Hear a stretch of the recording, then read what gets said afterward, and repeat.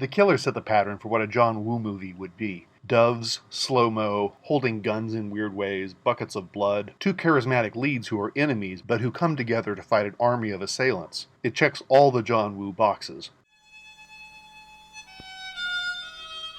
This movie didn't come out of nowhere. Woo came up under the tutelage of Hong Kong legend Chang Che, who had essentially invented bare-knuckle kung fu movies with Tiger Boy back in 1966. Tiger Boy is one of those lost films, the white stags of cinema, like Lon Chaney's London After Midnight or the complete version of Fritz Lang's Metropolis. Chang had wanted to revolutionize action movies, so he made Tiger Boy off studio in the new territories for close to no money with Jimmy Wong Yu, who was an experienced wuxia star, and the up-and-coming Lo Lie, who soon after brought kung fu to American audiences with Five Fingers of Death and paved the way for Bruce Lee's success. Chang Che wanted to get away from chivalric fantasies and show real hand-to-hand combat. Tiger Boy was a success, so the studio let him explore hyper-violence with stars like Wong Yu, David Chiang, and T. Lung, and then the Venom's mob. And these are some of the best, bloodiest martial arts films of all time. His protege, John Woo, first tried out the director's chair in 1974. It seems like a short turnaround, but keep in mind that's not too different from the length of the Beatles' tenure. At the Shaw Brothers, Woo made a steady but unremarkable series of martial arts films. The Shaws were a demanding studio, and although they pumped out a lot of classics, they also pumped out a lot of dross. Woo yearned to make bigger movies like Butch Cassidy and the Sundance Kid, Le Samurai, Mean Streets, and The Seven Samurai. Pretty lofty ambitions.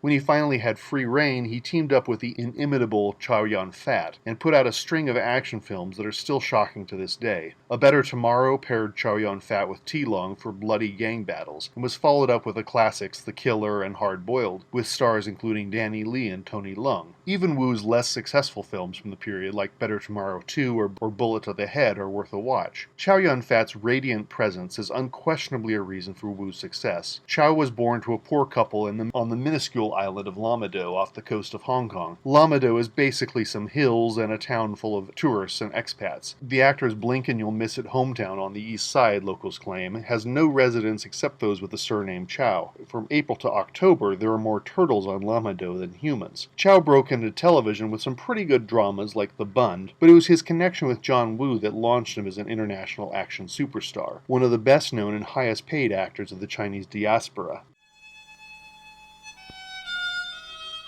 In The Killer, Chow plays a harmonica-loving assassin from Hong Kong who's doing one last job. He has accidentally blinded a nightclub singer, and he must raise money for a corneal transplant before her loss of vision becomes irreversible. Of course, it all goes wrong. Chow Yun-fat is like Cary Grant, but armed to the teeth. Charming as all get out.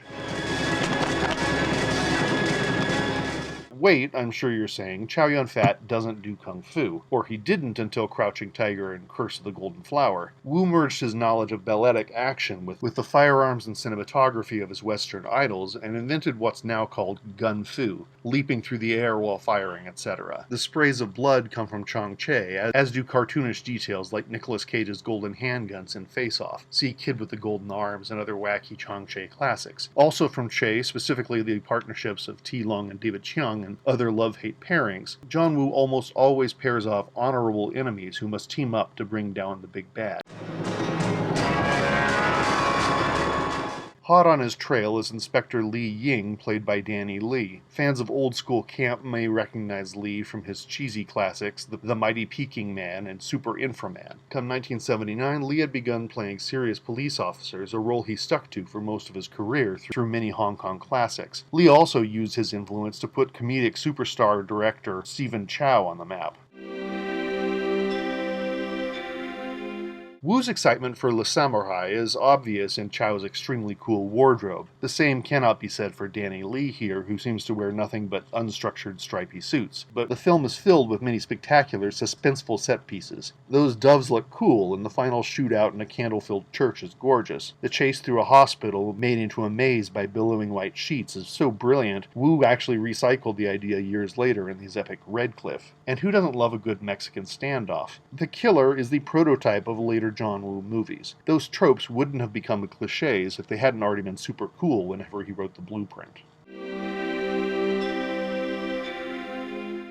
There's lots of nice Hong Kong details in the film, like the ceremonial painting of the eyes on dragon boats. Although the geography is a little fuzzy. They're out on country roads, but then a chase ends up in the Watch on the trolleys. I don't want to get too precious here, but anybody who spent some time in Hong Kong might be scratching their heads.